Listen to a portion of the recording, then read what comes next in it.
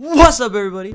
It's your boy Uchi, and I'm back again. Once again, how y'all doing today? What's going on, fellas? It's your boy Uchi, and we are here to discuss all things spoilers for today. I'm gonna let y'all know right off the bat, this is gonna be a complete and utterly all-inclusive spoiler review brought to you in part by yours truly, of course. This video is not sponsored, actually, but anyway. I want to get right into this discussion of what I thought about the Spider-Man Far From Home movie, and just to go over all the spoilers pretty much that I can remember from seeing it, and to pretty much talk to you guys about how I think that this was a very well done Spider-Man movie, and there was so much right to this movie and then not so much wrong that I could really pick up on. But I've only seen it once, and maybe if the money is right in the coming weeks, I might end up seeing it again, or who knows. But I do want to definitely say that it is a very, very, very good film, and it's pretty much a good.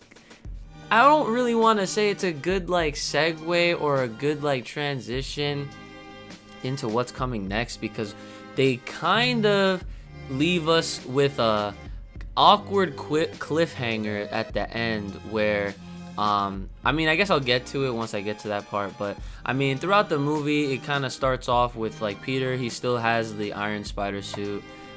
He's attending some kind of gathering meeting, and he's thanking everyone for being there and kind of all that stuff, and it's clear as day that Iron Man, Tony Stark, is missed. And it's you kind of get this feeling of the movie is, it seems like they were kind of setting up Peter to be potentially the next biggest hero that Earth has, which is kind of wild to think about, because he even says it too. He's like, yo, I'm just your friendly neighborhood Spider-Man, I'm not used to all of this space outer world kind of stuff, and just freaking Nick Fury, he was like, bitch please, you've been to space. That line was actually still used in the movie. So the thing that I wanted to kind of talk to you guys about as far as the spoilers go is, yes, if you are familiar with the elementals were used in some capacity to kind of set up the whole situation with Mysterio. And me personally, I don't really know too much about the elementals at all. I've heard of them in passing in conversations, but they were used, and the 4 of them were mentioned, but we only get to see probably, I think it was 3, yeah, because we saw a wind version, we saw the water form, and then the fire one was kind of what they ended it off with. And then towards the end they had one where it was kind of all combined, but they didn't have that one that was previously defeated already by Mysterio, which I wanna say it was electricity. I could be wrong, but or lightning, whatever. Feel free to let me know in the comments. But yeah, the whole movie is kind of one of those things where, yes, they acknowledge that that Tony is gone and that everyone misses him, everyone misses Iron Man. There's a lot of Avengers things that are brought up, are the Avengers even still a thing? Are they still a team? What happened to so and so, this and that? And it's a question that a lot of people are wondering. And also, really cool thing that I want to definitely shout out and mention is that they do explain exactly what happened to the people that automatically out of nowhere just reappeared off of the stones. Because if you reference Endgame, obviously you saw the first snap once Hulk did it with the Iron Man Infinity Gauntlet. He literally brought back, as pretty much everyone that went away. He brought back that 50% that Thanos got rid of, and pretty much we don't really know exactly what Tony used the stones for, what he thought of when he did it, but when he snapped. But I mean, it's obvious that he did it to take out all of the immediate threats that were presented to them right then and there. So I mean, because if he just said wipe out all evil, I don't know, it's kind of subjective, objective, whatever. But yeah, they answered the question. They call it the blip, and the event of the blip is when these like everyone like when like 5 years later or whatever, they just came back, right? So they came back. And another thing that I have to actually point out is that this story takes place like where they left off in Endgame, which if you remember, that takes place 5 years after the previous time. So I think it was like 2022 or 2023, which I don't think a lot of people realize that it's like one of those things that they kind of just like blow over and they move on to the next bit. And like and I was like, wow, like that's something that I didn't really catch on, at first, like, first watching, but not, after you watch a movie, you let the thoughts like sink in, and like you kind of like have to think about everything and like kind of like lay down everything, like how everything was. But yeah, moving right along, like obviously the whole movie, they're setting up this trip, and it's like far from home, so they're taking this science trip out to like the European regions of the world. They're going to Italy, they're going to like freaking like Austria, like Paris and stuff, and it's really cool to see like all these different parts of the world and all that through this Spider-Man film. And the whole entire time, Nick Fury is actually trying to contact Peter, which we do see in the trailer. And obviously it's because it has everything to do with this elemental stuff that's going on. Now, about Mysterio, the thing that I want to point out right now that I actually have been saying, and I'm pretty sure I even mentioned this in my reaction to some of the trailers that revealed that Mysterio was the, I don't know, villain, or that's the thing, they didn't even reveal him as a villain. They make the trailer tries to play some trickery on those that are not familiar with the comics or any of the maybe original cartoons or video games or something like that. But like from the comics that I've read and the games that I've played and the TV shows that I've watched, I freaking know that Mysterio is a villain, okay? Like, how do you have a guy like Mysterio, like, I mean, yeah, he kind of does, he could pass as a hero, but he got a freaking like a fish tank over his freaking head that is all misty and stuff, and like you can't even see his face. So I mean, who's to say he couldn't be a hero? But that's the whole thing. He seems like he is at first, and the whole speculation was that when they introduced the idea of multiverse, that we thought that was actually what they're going forward with, and everyone started speculating and making their theories from there and saying like, oh, like maybe like with this multiverse type theory, we could actually see Tony Stark re-debut or reappear or something via another universe. Unfortunately, it won't be our own Tony Stark because ours is actually dead. Unfortunately, that whole idea, that thought, the multiverse thing, right now is not even real so far. Okay, I'm not gonna shut it down just yet, but I think that eventually we're going to have to take that turn into that multiverse highway and take that ride, because after all, it'll come down to a point where they're gonna take all the inspiration that they can out of the comics. They're gonna try to pull all of the interesting stories and the most, like, I don't know, like edge of your seat kind of stories to get people captivated and like really hooked on what's in front of them in these theaters, and once they got the home releases at home and all that kind of stuff. And eventually, like I said, they're gonna have to, not even just, it's not even about space travel no more. Like eventually they're gonna have to like have like the ultimate universe or whatever, or the multiverse, introduce that entirely. But it is a lie, and that's a part of the whole scheme behind Mysterio. Because at first he's very like soft-spoken, he's really nice, he seems very educated and whatnot, and he's humble, like I said, right? And I'm like, yo, he's a pretty dope dude, and like I'm very open to things that they do in these movies, and I know that a lot of people might complain, and some that don't really understand, like they can't be 100% to the comics. They can't. It's actually impossible, especially building up to what we have now. From the beginning, we have had a certain amount of pieces to play with, and with those pieces, I feel like the directors and everyone involved, they've done a very good job with giving us a story, an elaborate story that has had years and years and years of build up and all that stuff, where everything relates to each other, and they do it in such a nice fashion that that's why the Marvel movies are you know, they have a lot of high praise in comparison to like Fox's projects with the X-Men films being like kind of all over the place. Even though me personally, I don't have too much of a problem with the X-Men films. You go to DC, I mean, they're having a really hard time trying to get their whole universe situated with all their freaking characters. Marvel done a very good job, and considering that we've been missing a lot of key players like the X-Men and whatnot, just to drop their name right off the bat. They've, you know, with everything what we got now, I think that they've done a very good job, and I have no complaints. But as far as this movie goes, Far From Home, the multiverse idea is gonna come, but not just yet.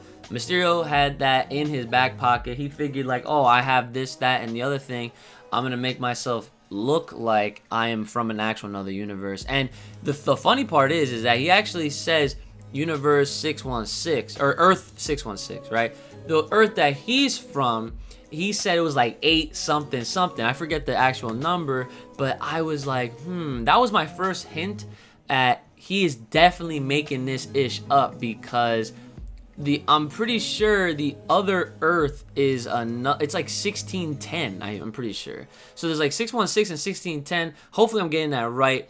But yeah, like I was like, nope, that's the wrong number.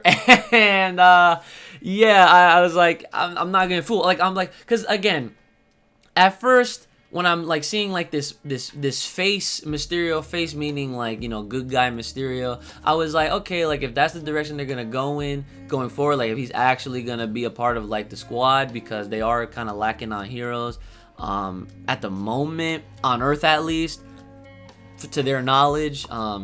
Yeah, I mean, I was like, I was open to it, but again, the whole entire time leading up to this movie, I was like, there's no way he's gonna be. He's gonna be a hero. He's a villain. He's a freaking villain. They can't do that. And of course, that's actually what happened. It was all a ploy. Because the cool thing is, Peter got passed on glasses via Tony. Tony made glasses for whoever the next Iron Man or the next Tony Stark would end up being, and he wanted to pass them down to Peter, and of course Nick Fury gives it to him. And there's a lot of back and forth, you know, there's a lot of mistakes that Peter makes, or a lot of like, because he wants the whole time he's trying to establish some kind of relationship with MJ. During this trip, he has a plan. He's like, okay, I'm gonna get her this nice item, I'm gonna take her to this nice scenic view, and I'm gonna admit my feelings and tell her I like her, and hopefully give her a nice spider smooch. All right, so that was the thing, and it's really wholesome. Like, the thing I love about this Peter Parker, Tom Holland, and this character of Spider-Man that we're given right now, MCU, man, this is the most wholesome Peter Parker, the most wholesome Spider-Man. Like, you gotta love the guy. He's so innocent, and like, he is innocent, right? He's just plain innocent, and he's good-hearted, good-willed, humble, nice guy all around. He's like, that's the kind of dude you want to be your best friend, okay? And that's the whole entire movie. He's having a conflict of like, do I play the superhero role, or do I just wanna, you know, have a normal life and, you know, try to get with the girl that I actually really care about. And there's a lot of back and forth elements with him and Nick Fury, and there's a lot of like, well, Nick Fury actually roasts him a lot, and not even a roast, but he pretty much just flat out just poops on him, and he's just like, you need to get it together, like, the fate of the world and blah blah blah. Like, he's like, I knew that you were that passing these glasses on to you it was too early, and you're not ready for it yet, type stuff. And like, you know, it's very sad and all that kind of thing, you know, because of course when you're getting, you know, pooped on by one of the dudes that you kind of, I mean, I guess you kind of have to look up to him in a way, but in a sense, like, he is the superior as far as, you know, he has, you know, he's the adult in this situation. Peter's still 16, only 16, like, that's OD, right? So I don't know, like, it was a good dynamic that led up to the part where we finally see Mysterio's heel turn, if you will, and Peter decides that he's gonna pass on the glasses to him because he felt like he was more worthy and that Peter was not, and that he just wanted to enjoy his life and be like a teenager, and he wanted to, you know, he wanted to be with the girl that he really liked, right? That was the whole, like, setup, right? And I knew as soon as that scene took place, I was like, okay, This is where it's about to go down. So as soon as it started going down, as soon as Peter left, that's when we started seeing the full truth and the revelation that literally everything that we've seen in this film so far has literally just been what's it called? It has just been like holograms. And that is where my brain clicked, and I was like, yo, this is where I totally forgot. This is the part of Mysterio that I literally almost forgot about. It took me back. Literally, as soon as I saw the drones take place and I saw the holograms and all the fake stuff that went down with Mysterio's gimmick, I actually remember playing one of the old PlayStation 2 Spider-Man games. I think it was Spider-Man 1, which was the Tobey Maguire Peter Parker. Pretty sure it was either that one or the second one. Pretty sure it was the first one, where you have to fight Mysterio. You go into like this arena or something, and he's the big boss battle. And the thing is, you gotta actually you gotta go from drone to drone just to get to him. And it made perfect sense. I was like, yo, that's what Mysterio is all about. He don't really have these magical powers, man. He's all about the illusions. And that is where it comes in. And they tie it back to Tony. And it's crazy because I feel like this almost played a part in like some of the older Iron Man movies too, where it was like back in the day, Tony kind of like brushed off these other like scientific people that had these inventions that they were trying to make it somewhere, and he was like, it's just an overglorified this or whatever, and then he turns it into something else and sells it for however much money that he makes. But yeah, that's literally where this all comes from. It's almost like this villain in particular was one of the remaining leftover scraps that I guess they never cleaned up. They didn't even know they had to clean it up, because this dude was probably taking his time, taking that technology and trying to make it into what he has been doing, which is he's been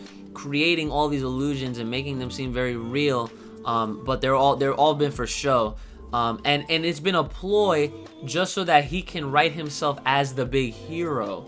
But of course, obviously, being as a Spider-Man film, we're waiting for the part for Spider-Man to whoop that ass. Now, I will say this: the fights that took place between Peter and Mysterio, man, they were amazing. All of the visual effects, all of the illusions that took place that he made Peter go through. Yo, I was even in a trip. I was like, damn, like this is crazy. I was like, they did Mysterio so right. I mean, like the character change, like he went from being all humble and all this crap to being like an arrogant dickhead, and like oh my god, like it was so good. And like the illusions, man, like shout outs to the graphics people, man, the editors, the post-production, dude, oh my god, as a person that edits videos, I can never even imagine trying to even look at After Effects after watching a movie like this.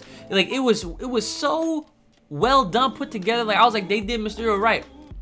They did him right. Eventually, it came down to Peter's Peter Tingle, because they don't, for some reason, they did not want to call it the Spider Sense. They call it the Peter Tingle. That was the joke. That was one of the jokes throughout the entire film, and I thought it was kind of funny. It was cute. It was kind of funny. Whatever. I have to admit. All right, but yeah, man, a lot of things about these Marvel films, especially Spider-Man, like they got the comedy right. Like the humor is all there, and it's appropriate in every single situation, and it's necessary, and it's perfect, right? I love it. So of course the big battle happens, and Nick Fury kind of had a hunch or whatever that this dude was full of it, and towards the end that's when it mattered. But man, that was when Peter, he freaking in a jet made a new suit off of Tony's Left Behind tech, and bam, he made a whole new custom design Spider-Man suit that had like, you know, the flying web johns, and like he had some special detonation when he was shooting his webs or something like that. And it was so dope just to see. And the funny part is, and this is what I've been saying, I'm like, yo, I'm calling it now, Spidey, Peter, yo, he's gonna be the next leader of whatever the new team ends up being, okay? He's about to be that dude, okay? And the crazy part is that I forget I think his name is Happy. I think his name is Happy, the bigger dude that takes care of, looks out for Peter, who has a thing for Aunt May. Yeah. So he kept looking at Peter when he was making this custom suit, and I know, he didn't say it, but he saw Tony in Peter, and I did too. I was like, damn. And luckily I did not cry. I was happy that I did not cry, because especially when they kept, you know, mentioning Tony this, Tony that, and you know, and you saw the sadness from Peter. And again, shout out to Tom Holland, man. This has to be my favorite Spider-Man actor next to Tobey Maguire. I mean, like, Tom Holland, dude, you've been doing a fantastic, fabulous job. If I ever meet this dude in person, I'm gonna give him daps, Spider-Man, like, whatever. Like, you know, I'm like, such a great job, right? So the movie wraps up. Oh, by the way, how can I forget this? He does get MJ. MJ and him have a really cute moment where you know what's funny? It didn't really seem like she was at all interested in him in the last Spider-Man movie, but in this one, she did show her signs of interest, which is kind of cool, and she did figure out that he was actually Spider-Man. In a pinch, towards the end of the movie, like towards the climax and the build-up towards like the big ending fight, Peter, Tom Holland, Peter, he had to actually, I mean, he's like, okay, I'm not lying, I am Spider-Man. And she was like, oh my god, like, are you really, like, serious? And like, this is the first time we actually see like MJ not be like so like sarcastic. And her sarcasm is very like cruel. Like, it is like, she's like low-key dark. And I was like, I don't remember MJ ever being like that. But who knows? Maybe her character will mature and evolve as they grow a little bit older in the next few films. And I'm pretty sure by the third one, she's gonna dye her hair red. There's no way they're gonna ignore that character trait, because I have no problem with who they have as the actor, but there's some things that you just need to have. And MJ, yo, they gotta dye that hair red. They gots to. They can't. I know they're probably building up, saving it for when she gets a little older or whatever. But because by the end of the movie, they're basically boyfriend and girlfriend now, and that sets up for whatever comes next. And here is what the here comes next part is. So during credits scene, so there's like a batch of credits that goes through, and then bam, we have the next part. They end the movie with MJ and Peter like swinging through the city, and she's like freaking out because I guess it looks like it was her first time like doing that kind of thing. And you know, that's the typical like Spider-Man date. Like, I'm gonna pick up this girl, blah, and freaking and like web all over the place. No, I'm not gonna say that, but yeah, yes. So that was what they were doing. That's how the movie ends. But the credits picks up. There's a live news report that is actually reporting some scenes that did take place, but they were altered and manipulated, and obviously had some editing done to them. During the last final climactic part of the fight between Peter and Mysterio, one of the Mysterio scientists that seemed like he survived, and he kind of escaped with whatever data was being I guess transmitted back to their headquarters or whatever. It had to have been him that did it.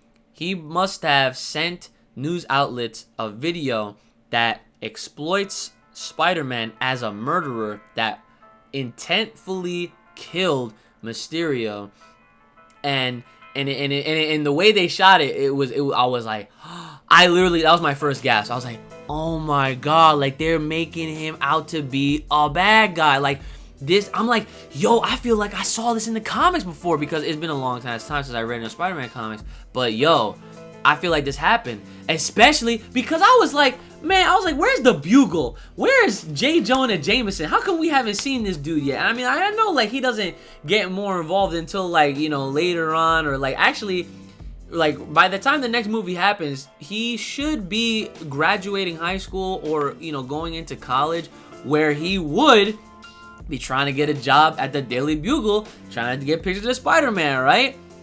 Yo, tell me how I said that, and the next thing during credit scene, J. Jonah Jameson comes out from the Bugle. He had a statement, and he goes out and he goes like, oh, like, wow, Spider-Man bad, this and that, I knew, blah blah. But the best part was, they got the same dude that was J. Jonah Jameson from back in the day during the Tobey Maguire Spider-Man films. And I was like, yo, that's crazy. That's actually awesome, and it's OD that they did that, and I'm really hoping that that's an indicator. It's an indicator. I hope that's an indicator towards the possibility of a live-action Into the Spider-Verse film featuring the previous Spider-Man, aka Andrew Garfield, and most importantly, Tobey freaking Maguire. I would love to see that, okay? I've been dreaming it, I've been wishing it, I've been hoping it, and you know what? If we're loud enough, guys, if we're loud enough, and it's good enough, it's good to start that Tom Holland has actually been on record saying that that's what he wants to do. Yo, they know that there's money involved. Spider-Man makes that money. Spider-Man, look, he's one of my favorite freaking superheroes, okay? Like, ever since I was a little ass kid. If they make a Into the Spider-Verse live action, OD, done. It'll be the best movie ever. Like, I feel like that would beat Endgame. Maybe. Okay, maybe. Endgame's got it, right? But, so yeah, that's not it. So basically, that's how they end us off. And then they keep rolling the credits and they leave everyone like, oh my God, like, everyone's gonna hate him now. And then I'm like, I need the next movie. Instantly. I need to know when the next Marvel film is to start phase 4. Because I need to see what happens next, right? The post-credit scene was kind of confusing because they end it with Nick Fury and the other chick from S.H.I.E.L.D., I forget her name already, they're driving, and then they change into Skrulls. And I was like, what?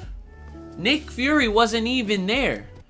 The entire time. The shape-shifting Skrulls from Captain Marvel was there on the job doing Nick Fury's job, and I'm like, okay, well then what happened to Nick Fury? And the whole car ride, they were like, well, we gotta tell him, like we gotta, you know, we gotta tell him. So because Nick Fury, I guess, didn't want to get involved, and he actually wasn't involved, and who knows if he was actually monitoring it at all, but it didn't seem like it because my man was chilling, rocking a drink with like a fake beach scenery, but he wasn't really at a beach.